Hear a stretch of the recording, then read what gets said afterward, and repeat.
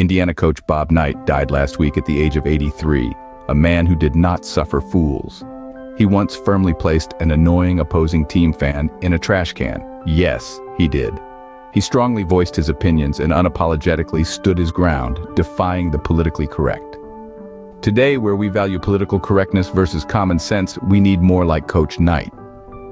Born in Massillon, Ohio, Knight's journey to becoming the formidable force in college basketball began in earnest when he took the helm of Indiana University's basketball program in 1971. I grew up watching Bob Knight coach college basketball, and it was exciting. He took intelligent student athletes and routinely beat teams with superior players. Coach Knight was the master of team basketball. His coaching style, while effective, was often seen as provocative, earning him both admiration and criticism. He was a man who stood his ground, unafraid to voice his opinions, even if they went against the grain of what was politically correct. Bob Knight's tenure at Indiana University was marked by remarkable victories and, yes, some controversies.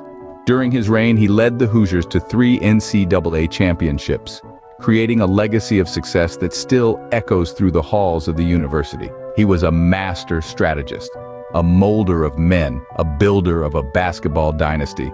Asked, "How important is it to you that people like you?" Knight's answer, "I'd like to be respected as a coach, but I'm not concerned about being liked." Coach Knight loved reading and told his players that the library had a reading tree that had the names of the 10 kids who read the most books. Always 9 girls and me. Coach Knight was fiery, often clashing with referees, the media, and even his own players. He won more games at a higher percentage, leading to more outright conference championships, national championships, and Final Four trips than any coach in Big Ten history. He did it all while graduating his kids at almost 100% level. He was unmatched, and while doing old-fashioned things like supporting the university library. One Indiana University president stated, Coach Knight was responsible for more than $5 million in gifts to the library over his coaching tenure. Some things he did hide, particularly a willingness to, in return for secrecy, oblige what amounted to thousands of written or telephoned requests over the years in the general area of "My dad is your biggest fan and he's in the hospital dying. Is there any chance you could?"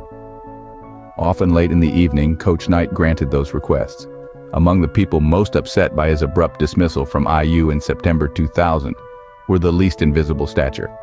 Assembly hall custodians and maintenance people, background folks who understood he genuinely respected them. He'd a complex package, that coach who drew up the game plans that somehow beat #1 ranked North Carolina and Michael Jordan in the 1984 NCAA tournament, that outran a vastly superior UNLV team in the 1987 semifinals. Underneath the fiery exterior and the controversies, however, was a coach who deeply cared about his players and the game of basketball. He always reached out to help his former players any way he could. Many successful coaches learned their craft under Coach Bob Knight. He was a teacher at heart, known for his high graduation rates and his emphasis on education. His players often spoke of his tough love approach, how he pushed them to be their best both on and off the court. Coach Knight's impact on the game of basketball is undeniable. So, how do we remember Bob Knight? I remember him as one of my greatest role models because of his sheer brilliance, unfiltered passion, and love for the game and his players. I will always see him glaring at the floor shouting his favorite strategy: defense. Knight's influence on modern coaching strategies is undeniable. His emphasis on team dynamics over individual prowess revolutionized the way the game is played. His approach to coaching, his belief in the power of the collective, is a lesson that still echoes in the hallowed halls of basketball's great institutions. His influence reached beyond the basketball court, challenging us to question the norms, to push boundaries, and to stand firm in our beliefs, no matter the cost. Rest in peace, Coach Bob Knight. Today's full text is on wealthbuildingpowers.com, helping readers build their financial literacy and achieve their financial freedom.